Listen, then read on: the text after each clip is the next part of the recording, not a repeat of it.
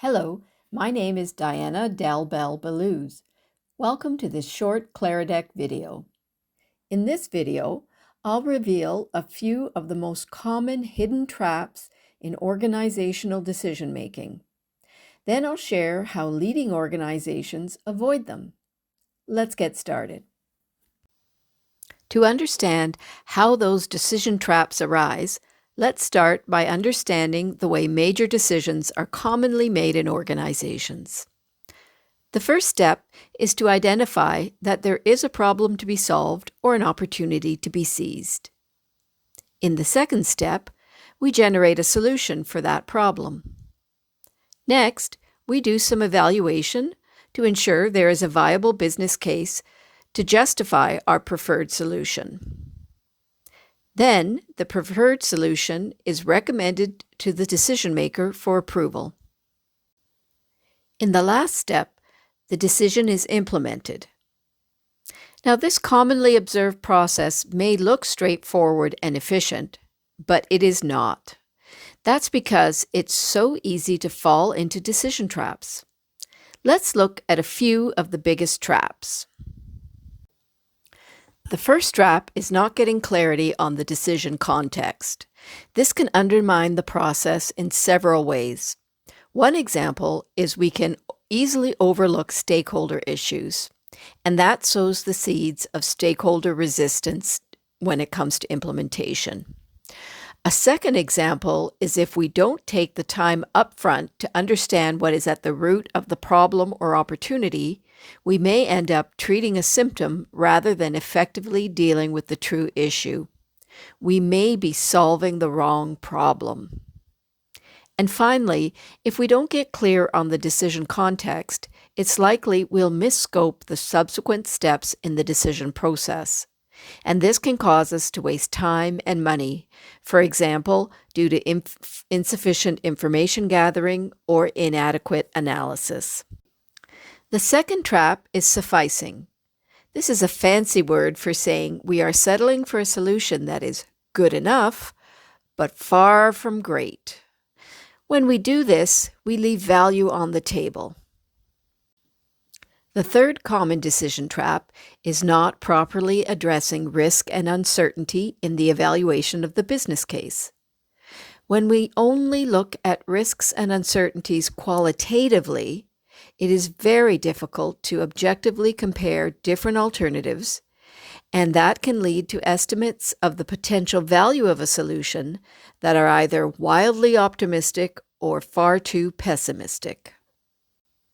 The fourth common decision trap is not articulating clear values and criteria for making the inevitable trade-offs between the elements of the options being considered. We find the four decision traps I've just described tend to have the largest impact on the quality of decisions. But there is a better way. Over the last 50 years, decision science pioneers at Stanford, Harvard, Duke, and other institutions have come up with a range of approaches to overcome many of these decision traps. And leading organizations have been applying these decision science techniques to resolve the tension between speed and quality in decision-making. With some simple modifications to the typical decision process I just showed you, these organizations are able to avoid many common decision traps and vastly improve their decision-making. At CLARC, we have added a few additional enhancements for the organizational decision-making context, and that is what we teach in our masterclass program. Let me show you the key improvements now. The first modification is to expand the identify problem or opportunity step to more fully define the entire decision process and promote the practice to very explicitly and precisely articulate the purpose of the decision process. This includes defining what is the problem or opportunity at hand, who is the decision maker, and why does a decision need to be made at this time. The second modification is to expand the generate solution step to frame the opportunity in order to generate multiple attractive and viable alternative solutions. Firstly, this involves taking an inventory of all the issues in play. By issues, we mean matters that will require attention in the context of the decision process. This will include our values, the things that we find important for the decision, such as a good return, health and safety, flexibility, environmental sustainability, positive stakeholder relationships, etc. We need to define the decision criteria. We also want to review the facts and information to be gathered. There may be a range of sub-decisions to be made. And lastly, we need to understand what the risks and uncertainties are. Only when the frame is complete do we start to think about possible solutions. Framing helps to ensure you don't let your focus go too narrow or too wide and end up working on the wrong problem. The key thing is to let go of the habit of jumping directly to a single solution. For most of us, that is a big mindset shift, but it is essential to avoid the trap of sufficing. The third modification is to expand the focus of the evaluate step from the business case for a single preferred solution to an analysis that objectively compares at least 3 alternatives. To ensure a high-quality decision, the evaluation should also reflect the impact of risk and uncertainty on the expected value of each alternative.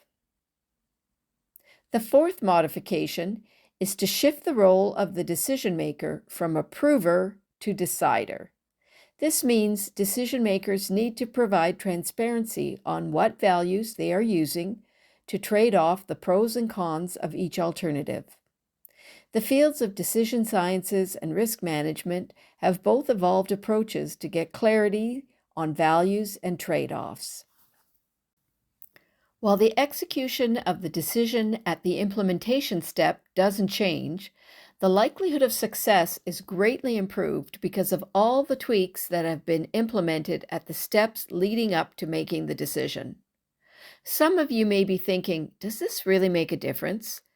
Many organizations have embraced these concepts. For example, Shell, Chevron, Intel, ASML, Pfizer, Eli Lilly, BC Hydro, Tech Resources, TransLink, to name a few.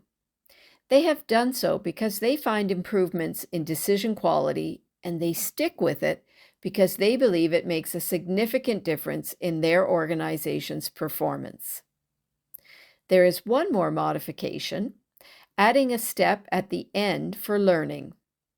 This involves looking back at how decisions were made, at how things turned out, and applying the lessons learned to improve capabilities for future decisions.